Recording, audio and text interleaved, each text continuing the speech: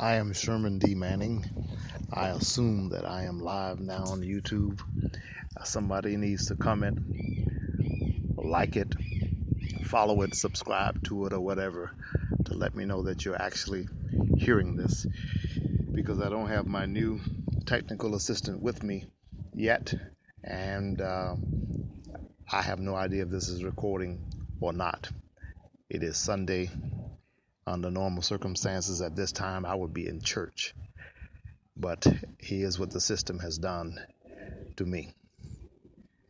It wrongly convicted me of a rape that never happened.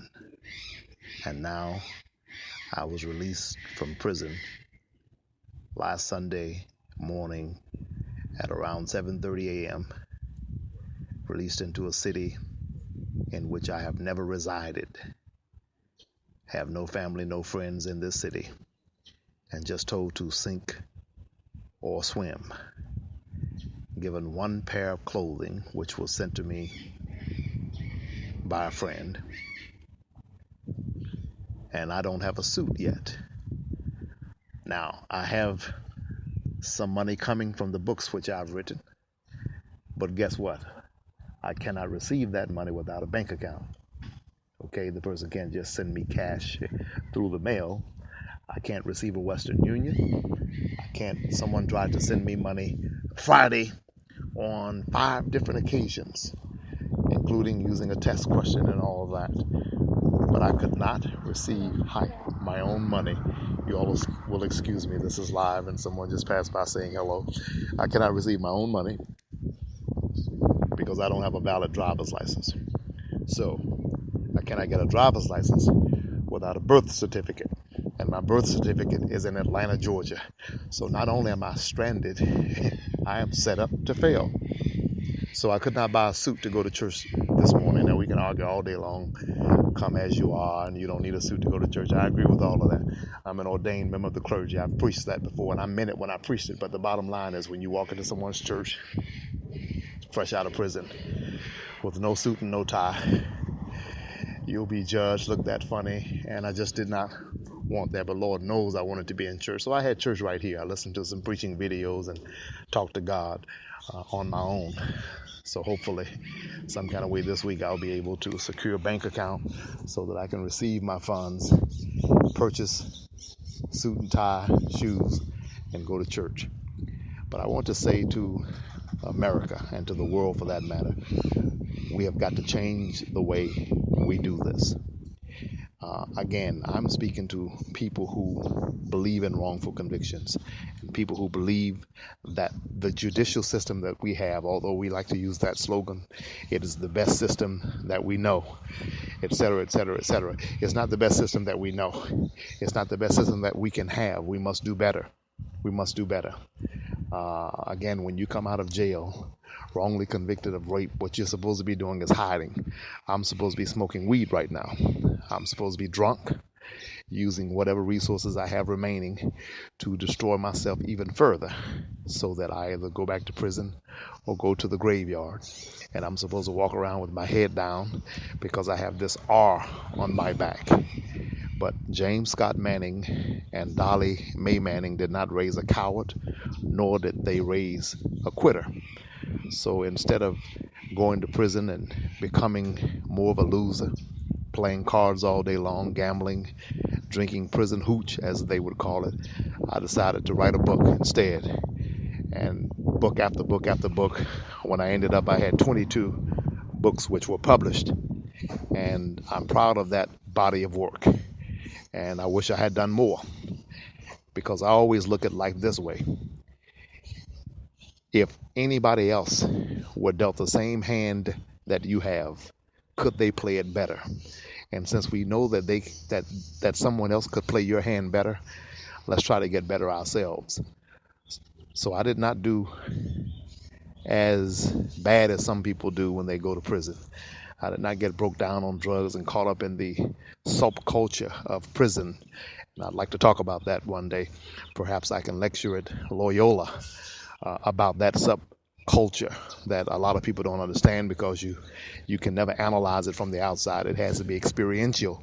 And the problem normally with that is normally the people who go to prisons don't have the, how can I say it politely, talent to come out, transform themselves into public speakers, and articulate what they saw in prison analytically and even in a detached form.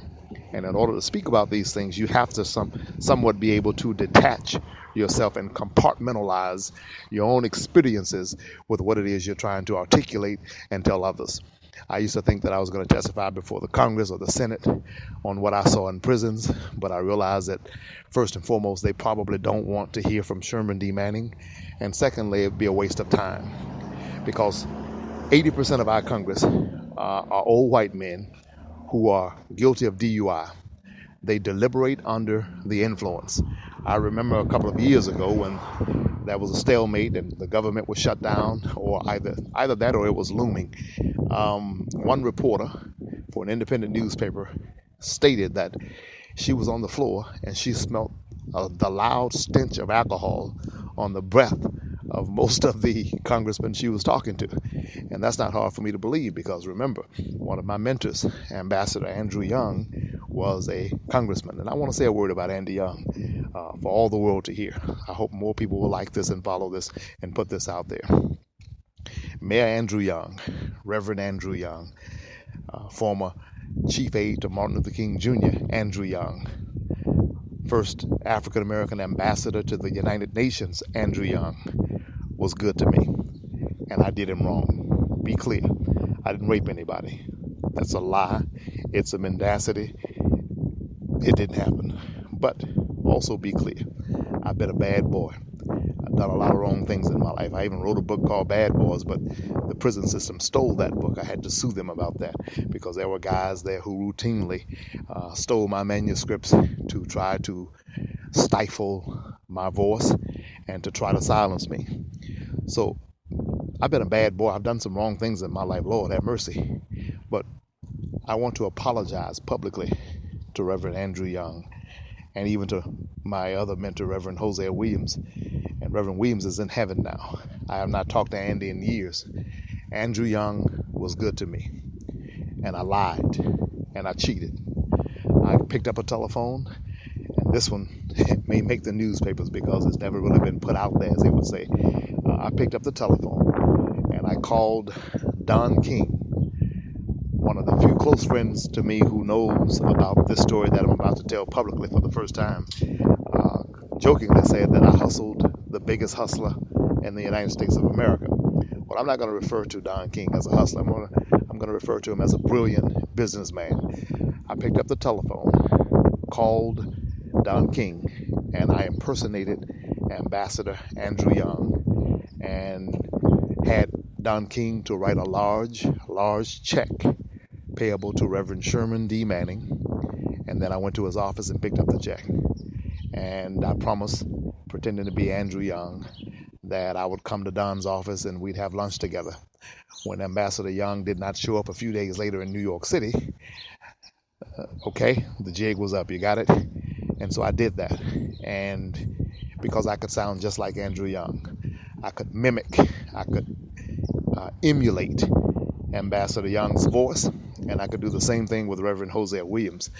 I was so good, and now I sound like I'm bragging now, but it's actually joking in a sense, but I was so good at imitating Reverend Hosea Williams, and anyone who knows his voice knows it was extremely distinguished, if you will, and odd. I could sound so much like Reverend Hosea Williams that one day I called his office and played a practical joke and that really got me in trouble. I think I was perhaps 19 years old at the time. But I called the office and Hosea's Reverend Williams' secretary answered the telephone. And I said that I was Reverend Williams and I told her to shut down the office, take all the phones off the hook, which was something Reverend Williams always said whenever we had a big meeting, and to meet me downtown at City Hall in 30 minutes. And she said, "Yes, sir, Reverend Williams."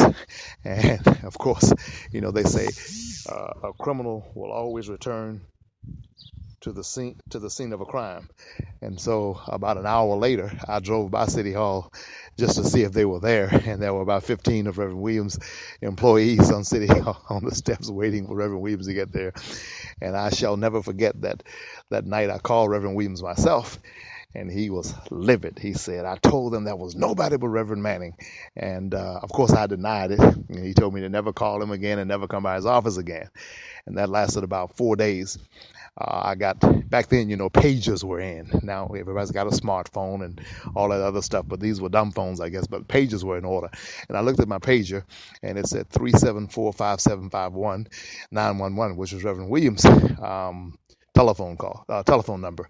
And I called him at 1 o'clock in the morning when he returned his call.